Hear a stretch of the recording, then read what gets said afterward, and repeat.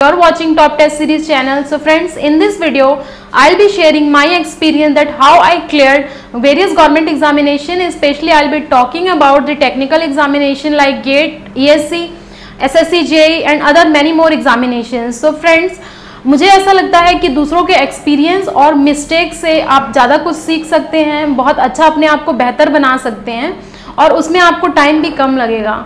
तो फ्रेंड्स, ये वीडियो मैं स्पेशली खास करके बना रही हूँ आप लोगों के लिए, जो भी प्रिपरेशन कर रहे हैं उनके लिए, ताकि वो समझ सके कि क्या क्या स्टेजेस आते हैं प्रिपरेशन के टाइम में और कैसे आप बहुत सारे एग्जामिनेशन एक साथ क्वालिफाई कर सकते हैं। तो फ्रेंड्स देखिए, स्टार्टिंग से ही मेरा पैशन टीचिंग में था। इवन मुझे अभी भी बहुत अच्छा लगता है टीचिंग करते हुए, पैशन है मेरा। और अगर मैं देखूँ मेरा ग्रेजुएशन, तो ग्रेजुएशन के टाइम जैसे ही लास्ट ईयर था मेरा, तो TCS कंपनी हमारे कॉलेज में आई थी और जो टॉप 5 स्टूडेंट्स रहते हैं उनके लिए कोई भी रिटन टेस्ट हमारे कॉलेज में नहीं होता था। तो फ्रेंड्स, मेरा सिलेक्शन डायरेक्ट हो गया था, रिटन तो मुझे देना नहीं पड़ा था, लेकिन इंटरव्यू था। 3 स्टेजेस था इंटरव्यू का, तो इंटरव्यू उसमें नहीं हुआ था मेरा, लेकिन मेरा हमेशा से ही फोकस था कि मुझे एक अच्छा खासा सेंट्रल गवर्नमेंट एग्जामिनेशन क्लियर करना है, जो कि मैंने किया भी है। और टीचिंग साइड बाय साइड मैं करती थी, मुझे अच्छा लगता था टीचिंग, इसलिए मैं अभी भी टीचिंग में कंटिन्यू अपना रखा है मैंने, क्योंकि पैशन है तो पैशन कभी ख़त्म नहीं हो सकता, स्टार्टिंग से ही था। उसके बाद देखिए, जैसे ही ग्रेजुएशन ख़त्म हुआ तो 6 to 8 मंथ्स में मेरा जॉब लग चुका था। मैंने रिटन क्लियर किया और ज्वाइनिंग लेटर मेरी आ चुकी थी छत्तीसगढ़ स्टेट इलेक्ट्रिसिटी बोर्ड की। तो उस समय जो मेरा माइंडसेट नहीं था, मुझे ज्वाइन नहीं करना था, क्योंकि मुझे पढ़ाना था आगे और पढ़ना था। तो मैंने सोचा कि क्यों ना एमटेक किया जाए, और फिर मैंने गेट के लिए तैयारी की। गेट मैंने क्वालिफाई किया और बहुत ही अच्छे कॉलेज में मैंने एडमिशन लिया। मैंने अपना एमटेक डिफेंस कॉलेज से किया है, पुणे से, जो कि बहुत ही अच्छा वंडरफुल कॉलेज है। उसका एनवायरनमेंट काफ़ी अच्छा है, क्योंकि डिफेंस का है तो आप जान सकते हैं कि कितना अच्छा एक्सपीरियंस रहा होगा। और देखिए, खास बात अगर मैं बोलूँ एमटेक में, तो बहुत ही कुछ एक्सपीरियंस मैंने गेन किया है, क्योंकि हमारा जो एमटेक का कॉलेज था वहाँ पर सिर्फ एमटेक और पीएचडी होता था, बीटेक भी वहाँ नहीं होता था। और ख़ास बात ये है कि देखिए, वहाँ पर जितने भी ट्राई सर्विसेज वाले ऑफिसर थे, like Indian navy, Indian army, Indian air force, वो हमारे साथ ही एमटेक किया करते थे। और अदर जो DRDO वाले साइंटिस्ट थे, काफ़ी 35+ एज थी उनकी, वो भी हमारे साथ एमटेक किया करते थे। तो ये बहुत ही नया एक्सपीरियंस था, बहुत ही मज़ा आता था। उनसे काफ़ी कुछ हमें सीखने को मिला है, क्योंकि वो ऑलरेडी जॉब में थे, अपने एक्सपीरियंस से शेयर करते थे। और सबसे जो अच्छी बात मिली है वो डिसिप्लिन, बहुत ही डिसिप्लिन उन्होंने मतलब हमें सिखाया भी था और हम सीखे भी थे डिसिप्लिन। तो देखिए, अगर ऐसा फील होता था कि अगर वो कर सकते हैं, ऑलरेडी वो जॉब में हैं और एमटेक कर रहे हैं, तो वो कर सकते हैं, तो हमें तो सिर्फ तैयारी ही करनी है। रिस्पॉन्सिबिलिटी उन्हें काफ़ी थी, मतलब फैमिली भी देखना था, अपना एजुकेशन भी देखना था, ऑलरेडी जो जॉब में थे वो भी देखना था, और हमें तो सिर्फ प्रिपरेशन करना था। तो उनसे मोटिवेटेड रहते थे, बहुत कुछ अच्छा अच्छा एक्सपीरियंस सीखने को मिला था। साथ ही साथ मैंने एग्ज़ाम की तैयारी भी मैं कर रही थी और साइड बाय साइड अपने फ्रेंड्स लोगों को पढ़ाया भी करती थी मैं। तो ख़ास बात ये थी देखिए कि कभी भी मैंने कोई एग्ज़ाम नहीं स्किप किया है, यानी कोई भी एग्ज़ाम हो, जैसे हरियाणा JEE का एग्ज़ाम मैं दे दिया करती थी, निकला भी था, लेकिन वहाँ पर क्या है, थोड़ा सा नहीं हो पाया जाना, घर से काफ़ी दूर था, तो ज्वाइन नहीं किया था मैंने। लेकिन एग्ज़ाम 2 बार क्रैक किया था, एग्ज़ाम दिया था और अच्छे मार्क्स भी आए थे मेरे काफ़ी। उसके बाद हाँ, छत्तीसगढ़ स्टेट इलेक्ट्रिसिटी बोर्ड छोड़ने के बाद मैंने अपना आगे का करियर देखा कि मुझे टीचिंग में जाना है, पढ़ाती थी मैं। उसके बाद क्या होता था देखिए, टाइम कभी भी वेस्ट नहीं करना चाहिए, ना कि ये अच्छी बात थी कि कभी भी मैं टाइम वेस्ट नहीं करती थी किसी चीज़ के लिए, क्योंकि स्टार्टिंग में होता था कि कभी किसी का पार्टी आ गया, कभी कोई फैमिली फंक्शन आ गया, फेस्टिवल हो गया, तो स्टार्टिंग में आना जाना काफ़ी हो जाता था घर से, उसकी वजह से टाइम वेस्ट होते जाता था। मुझे रियलाइज़ होने लगा कि नहीं, ये चीज़ गलत है, टाइम नहीं मिल पाता था, क्योंकि अदर स्टूडेंट तो तैयारी कर रहे हैं ना। तो इसलिए धीरे धीरे वो चीज़ को मैंने कम किया और बाद में बहुत ही अच्छे तरीके से मैनेज किया। हर एग्ज़ाम मैंने दिया है, क्वालिफाई किया है विद अ गुड मार्क्स। और अभी मेरा फाइनल SSC JEE 2018 क्लियर है, प्री मेंस बहुत ही अच्छे से, लकीली बहुत अच्छे मार्क्स भी आए हुए हैं मेरे। ESC भी प्री मैंने क्वालिफाई किया हुआ है, मेंस का मैंने रिटर्न दिया हुआ है। तो फ्रेंड्स यही है कि देखिए कभी भी आप टाइम को वेस्ट नहीं कर सकते हैं, कुछ ना कुछ आप पढ़ते रहिए थोड़ा बहुत, अगर पूरा दिन नहीं पढ़ सकते। किसी को देखिए परफेक्ट प्लानिंग नहीं होता है, मेरा भी परफेक्ट नहीं था, मैं नहीं कहूँगी कि मेरा परफेक्ट प्लानिंग था, क्योंकि देखिए अगर आप लंबा समय ले रहे हैं अपने प्रिपरेशन के लिए तो जाहिर सी बात है, हो सकता है आपका जो तरीका है या मैं कहूँगी पाथ है वो सही नहीं होगा, हो सकता है उसमें कुछ ना कुछ आपका मिस्टेक हो रहा होगा, उस चीज़ को आप देखिए। और किसी को एक पर्टिकुलर आप फॉलो नहीं कर सकते कि वो अगर 8 घंटा पढ़ रहा है तो मुझे भी 8 घंटा पढ़ना है, आप अपने हिसाब से देखिए, आप अपना खुद स्ट्रेटेजी बनाइए, सिर्फ जो भी आपको अच्छी बात लगे, दूसरों से जो आप सीख सकते हैं मिस्टेक वो आप देखिए और आप अपने अकॉर्डिंग प्रिपरेशन करते जाइए। उसमें क्या होगा कि आप धीरे धीरे डे बाय डे अपने आप को खुद इम्प्रूव करेंगे और देखेंगे अगर आज आप गुड हैं कल बेटर होंगे और परसों बेस्ट हो जाएंगे धीरे धीरे। उसके बाद देखिए अगर मैं गवर्नमेंट एग्जामिनेशन की बात करूं तो मेरे ख्याल से ऑलमोस्ट हर एग्जाम में नेगेटिव मार्किंग होता था, तो स्टार्टिंग में तो तुक्का लगा दिया करती थी, लेकिन धीरे धीरे कभी मैंने देखा कि मैं 1-2 एग्जाम दिया मैंने, कभी भी तुक्का सही नहीं लगता था। तो होता क्या था, जितना पॉजिटिव आना था उससे ज़्यादा नेगेटिव जाता था, तो धीरे धीरे इस चीज़ को मैंने स्किप किया। कभी भी तुक्का मैं ठान ली कि गांठ बांध लिया मैंने, कभी भी मेरा तुक्का सही हो नहीं सकता। उसके बाद मैं इस चीज़ को अवॉइड करती रही और कॉन्फिडेंट रहती थी, क्योंकि जब आप तुक्का लगाने लगते हैं ना तो होता क्या है कि आप धीरे धीरे हर एग्जाम में थोड़ा बहुत 10 क्वेश्चन, 5 क्वेश्चन, 20 क्वेश्चन इसमें लगाते जाते हैं, तो उस चीज़ को मैं अवॉइड करती थी।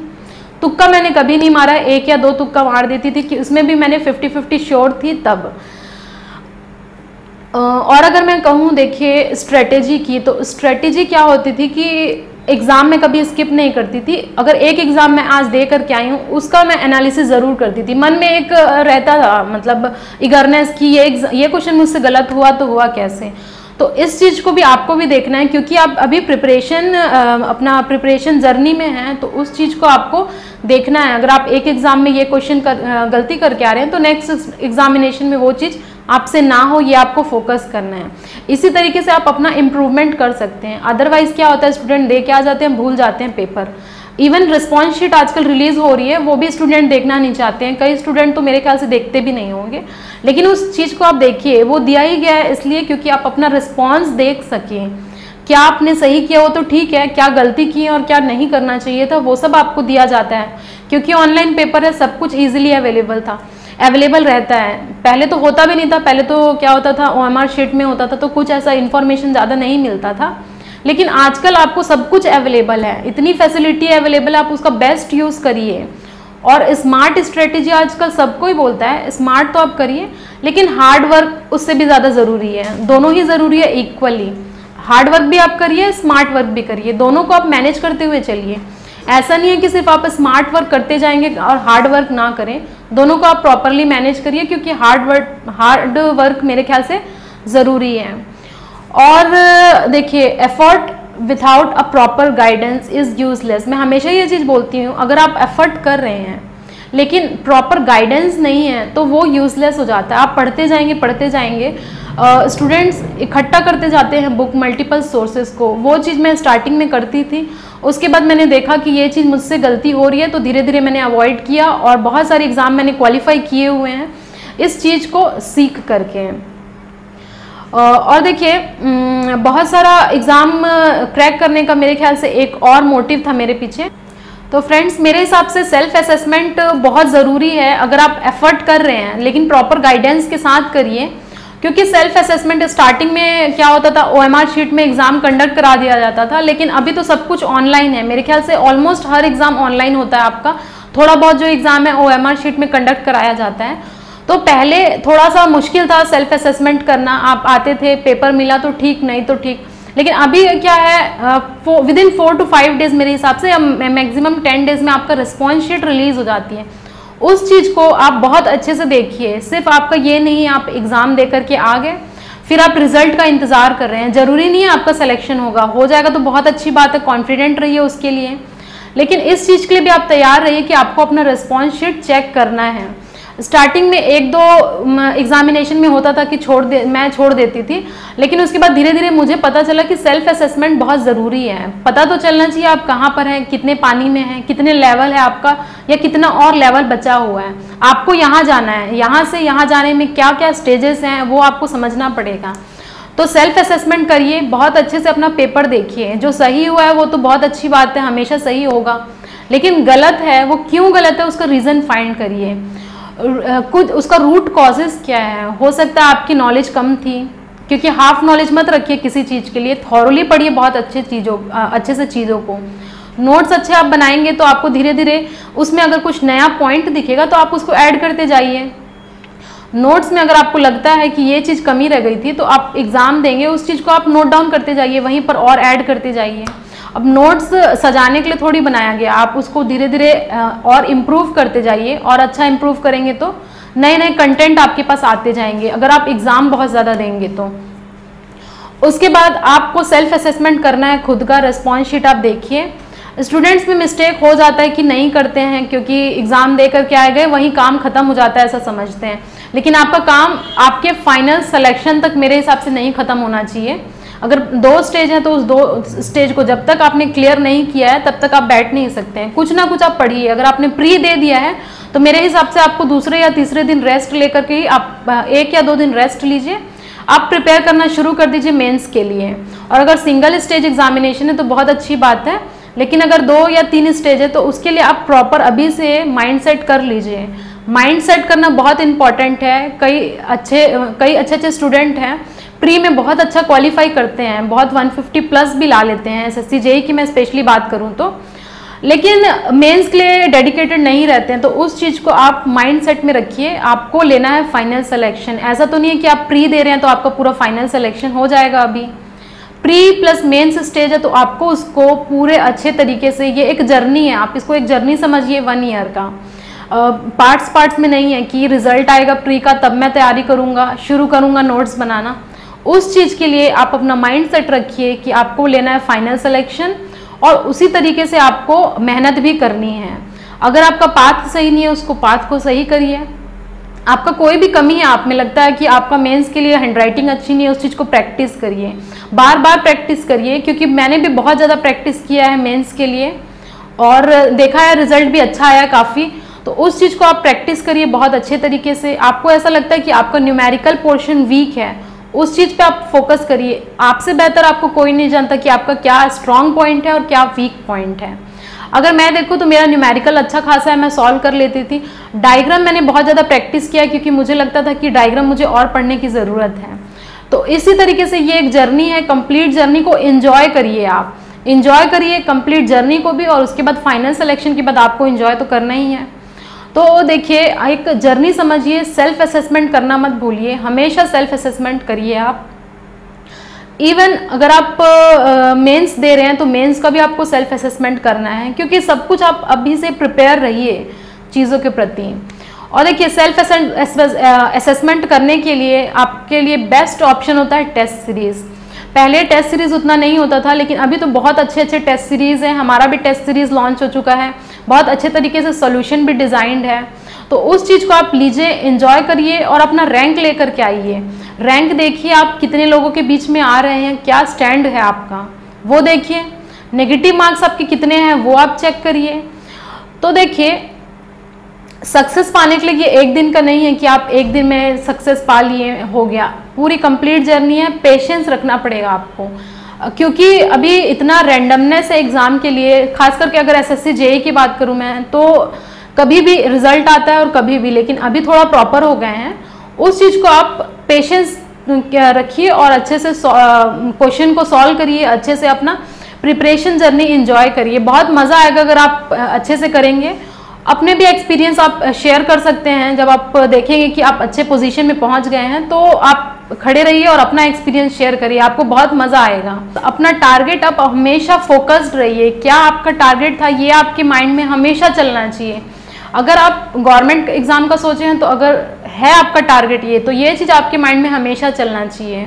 और अगर आपने ऑलरेडी 3 साल इन्वेस्ट कर लिया और फिर आप सोच रहे हैं कि अब नहीं हो पा रहा है, गिव अप करने वाले हैं और दूसरे पाथ में मेरे ख्याल से मूव कर जाते हैं कई लोग, तो उसके लिए भी तो एक फ्रेश स्टार्ट चाहिए होगा। ऐसा तो नहीं है कि आप डायरेक्ट एकदम से, अगर मान लीजिए आप टेक्निकल पढ़ रहे हैं और नॉन टेक्निकल में बैंक की तैयारी करने लगे, तो उसके लिए भी तो आपको टाइम इन्वेस्ट करना पड़ेगा। तो ये सब चीज़ें आप पहले से सोचिए, आप कितने कैपेबल हैं, क्या कर सकते हैं, टारगेट आपका एकदम माइंड में चलते रहना चाहिए कि yes this is my target and I have to achieve this by anyhow. ये चीज़ आपको हमेशा माइंड में घूमते रहना चाहिए। कभी ऐसा नहीं होना चाहिए कि आप एक साल नॉन टेक्निकल पढ़े, दूसरे साल टेक्निकल पढ़े क्योंकि वैकेंसी बहुत आ गई है या दोस्त कर रहा है मेरा, या ये सब आपके माइंड में नहीं चलना चाहिए। आपको एकदम फोकस्ड रहना चाहिए, अपना टारगेट और गोल आपको दिखते रहना चाहिए हमेशा। स्टार्टिंग में बहुत ज़्यादा एनर्जी रहता है तो लगता है कि बस अब होने ही वाला है, उस चीज़ को आप मेंटेन करिए। कंसिस्टेंसी मेंटेन करना बहुत इंपॉर्टेंट है। अभी मैंने कहा था मेहनत सब करते हैं लेकिन सक्सेस किसी किसी को मिलती है, क्योंकि देखिए कंसिस्टेंट जो रहता है मेरे ख्याल से सक्सेस उसी को मिलता है। और लक तो ज़्यादा कुछ नहीं होता मेरे हिसाब से, लक भी उन्हीं का साथ देती है जो अड़े रहते हैं और मेहनत करना नहीं छोड़ते हैं। तो आप मेहनत करते रहिए, उस चीज़ से घबराइए मत, जर्नी को एंजॉय करिए। मेहनत करेंगे तो ज़रूर आपको एक ना एक दिन 100% आपका टारगेट फुलफिल होगा और गोल अचीव कर पाएंगे। तो टारगेट से कभी डेविएट नहीं होना है कि आज यहाँ गए, दूसरे दिन वहाँ गए, तीसरे दिन यहाँ गए। लोगों को देख करके भेड़ का चाल मत चलिए, आप अपना देखिए आप क्या हैं और आप क्या कर सकते हैं, वो चीज़ आपको अच्छे से पता होनी चाहिए। इवन पहले होता था कि आप ग्रेजुएशन किए और एक आध साल में आपकी जॉब लग जाती थी, लेकिन अभी कंपटीशन इतना ज़्यादा है, खास करके अगर मैं टेक्निकल इंजीनियर्स लोग के लिए बात करूं तो आप अगर सेकेंड ईयर में, तो मेरे ख्याल से आपको अभी से फोकस्ड हो जाना चाहिए अपने टारगेट के प्रति, क्योंकि 1-2 साल आप इंजॉय कर सकते हैं अपने ग्रेजुएशन में, या फिर अगर आप डिप्लोमा कर रहे हैं उसमें, उसके बाद आप टाइम वेस्ट नहीं कर सकते, क्योंकि टाइम वेस्ट करने का चांस ही नहीं है कहीं। आप टाइम वेस्ट करने का सोच भी नहीं सकते मेरे ख्याल से। तो आप टाइम वेस्ट मत करिए, लगे रहिए, कुछ ना कुछ लर्निंग हैबिट क्रिएट करिए। अगर आप डिप्लोमा या ग्रेजुएशन कर रहे हैं तो भी आप कुछ ना कुछ लर्निंग सीखते रहिए, कुछ ना कुछ नया सीखने का कोशिश करिए। और देखिए टाइम टेबल पे स्टिक रहिए। टाइम टेबल ऐसा नहीं होना चाहिए कि आप कल का टाइम टेबल बना लिए कि हाँ सुबह से मैं नहाऊंगा, फिर उसके बाद नाश्ता करूंगा, उसके बाद फिर पढ़ने बैठूंगा, उसके बाद ये करूंगा वो करूंगा। ऐसा होता है, कई लोग फॉलो करते हैं और होता भी है, लेकिन कई लोगों के साथ ये थोड़ा प्रैक्टिकल नहीं हो पाता है। टाइम टेबल बना देते हैं 1 हफ्ते का, इतने बजे से उठूंगा, नहाऊंगा, खाऊंगा, पीऊंगा, पढ़ूंगा। ये चीज़ आप मत करिए। आज अगर आप आज उठे हैं, आज आप देखिए अगर 8 बजे उठे हैं तो 8 बजे से आप क्या कर सकते हैं वो देखिए। शाम तक आपको क्या टारगेट अचीव करना है वो देखिए। अगर आप एक सब्जेक्ट उठाए हैं और आपको ये इतना पोर्शन पढ़ना है, उस चीज़ पे आप फोकस करिए रेदर देन झूठा टाइम टेबल बनाना, क्योंकि मोस्ट ऑफ द स्टूडेंट मेरे ख्याल से यही करते हैं। स्टार्टिंग में हम भी करते थे, कुछ 10 दिन का टाइम टेबल बना लिए और फिर 2-4 दिन फॉलो किए फिर भूल गए। उस चीज़ को आप अवॉइड करिए तो ज़्यादा बेटर रहेगा। प्रैक्टिकल चीज़ों पे आप फॉलो करिए, आपको पता है आप क्या कर सकते हैं, उस चीज़ को आप फॉलो करिए। टाइम टेबल प्रॉपर देखिए, टारगेट को, छोटे छोटे टारगेट को आप अचीव करिए।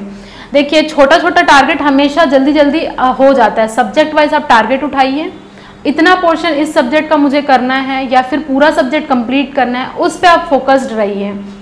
देखेंगे आपका कॉन्फिडेंस खुद ब खुद आ जाएगा, क्योंकि आप बहुत लंबा टारगेट लेके चलते हैं कि हाँ 10 दिन में मुझे ये ऐसा कर देना है, इतना होता है पॉसिबल। मैं ये नहीं कहूँगी कि ये चीज़ नहीं होता है, लेकिन आप डेली देखिए, डेली आप असेसमेंट करिए।